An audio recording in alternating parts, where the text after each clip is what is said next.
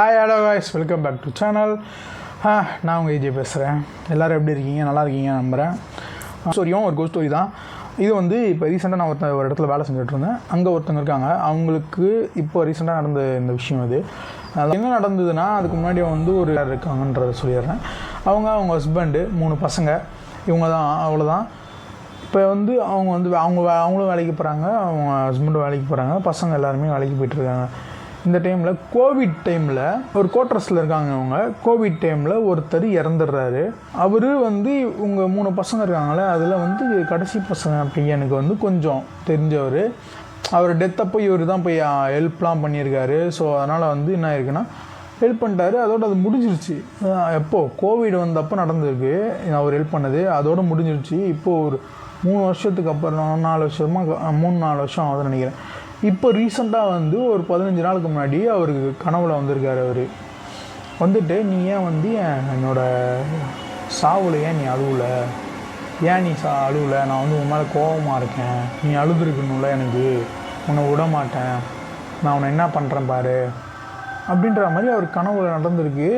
இல்லைனா அவர் வீட்டில் குடிச்சிட்டு நிறையா அந்த இறந்து போனார்ல, அவர் குடிச்சிட்டு அவங்க வீட்டில் தொந்தரவு பண்ணுறது, ரோட்டில் சண்டை போடுறது, இந்த மாதிரி வேலையெல்லாம் பார்த்துருக்காரு. இதெல்லாம் இவர் கேட்டு, நீங்கள் பண்ணதெல்லாம் உங்கள் வீட்டில் சொன்னாங்க, அதனால் எனக்கு அழுவ வரல இந்த டைமில், அதான் நான் அழுவலை.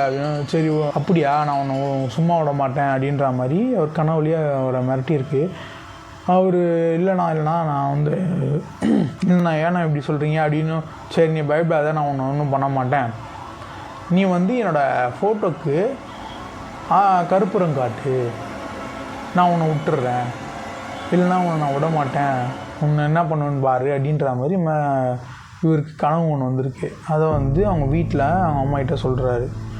அம்மா இந்த மாதிரி இவர் கனவுல வந்தார், இந்த மாதிரி சொல்கிறாரு, ஏன் இந்த மாதிரிலாம் இருக்குது அப்படின்றாரு. இன்னொன்னே அவங்க அம்மா சரி பையன் மாதிரி தானே, அவர் பெரியவர்ல, அவருக்கு ஒரு 2 பசங்க, சரி அது மாதிரி பையன் மாதிரி தான் இவன் காட்டினா ஒன்றும் தப்பாக போகிறதில்ல அப்படின்னு சொல்லிட்டு ஒரு நாள் அவங்க வீட்டில் கும்பிடும் போது போய் காட்டிட்டு வாடா அப்படின்னு சொல்லிட்டாங்க.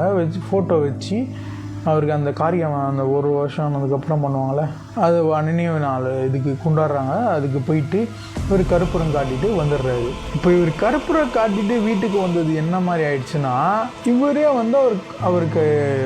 அவர் கூப்பிட்டு அவர் அங்கே அந்த வீட்டிலேருந்து இவர் வீட்டுக்கு கூப்பிட்டு வந்த கணக்காயிடுச்சு. கொஞ்ச நாளாக போக ஒவ்வொரு ஆக்டிவிட்டீஸாக இவருக்கு சேஞ்ச் ஆகுது. அவங்க வீட்டில் ஏன் இவன் இப்படி இருக்கான், இவர் தனியாகவே இருக்கிறது, திடீர்னு எங்கன்னா காணாமல் போயிடுறது, எங்கே போனான்னு கேட்டால் தெரில அப்படின்றது வீட்டில். சரி இப்படி போயிட்டு இருக்கும்போது ஒரு நாள் நைட்டு எல்லோரும் தூங்கிட்டு இருக்காங்க.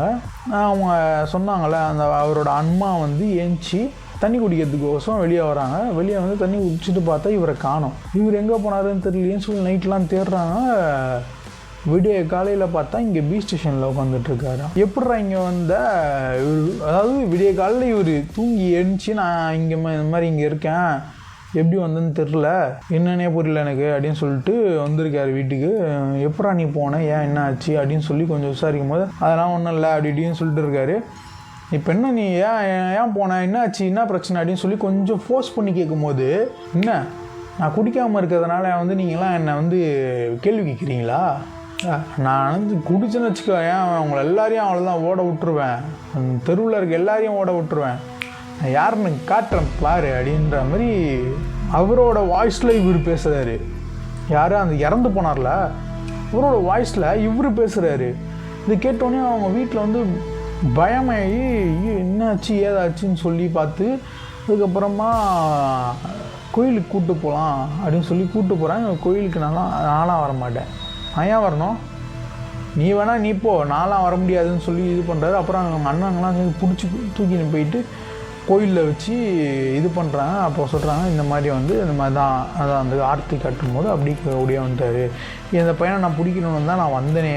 அதாவது இந்த எல்லாத்தையுமே ஒரு பிளான் பண்ணது அந்த ஆத்மா பிளான் பண்ணியிருக்கு, இந்த பையனை தான் பிடிக்கணும் அப்படின்னு சொல்லி இவர் கனவுல இவங்க என்ன பண்ண தப்பு என்னன்னா, அவங்க அம்மா அவளை மற்றவங்களுக்கு ஹெல்ப் பண்ணுற அந்த மைண்டு இதெல்லாம் இருக்குல்ல, ஜாலியாக என்ன பண்ண போகிறாங்க, நம்ம பண்ணுறதை பண்ணுவோம், நல்லதே நினைப்போம் அப்படின்ற மாதிரி நினச்சி பண்ணது அவங்களுக்கு அப்படியே ரிவர்ஸ் ஆகிடுச்சு. அதுக்கப்புறமா வந்து அந்த கோயிலில் வச்சு ஒரு 5 நாள் அங்கேயே தங்க வச்சு இது பண்ணி ரெடி எல்லாம் பண்ண வேண்டியதெல்லாம் பண்ணி அப்புறமா வீட்டுக்கு கூப்பிட்டு வந்துட்டாங்க. இப்போது ஒரு நார்மலாக இருக்கார்.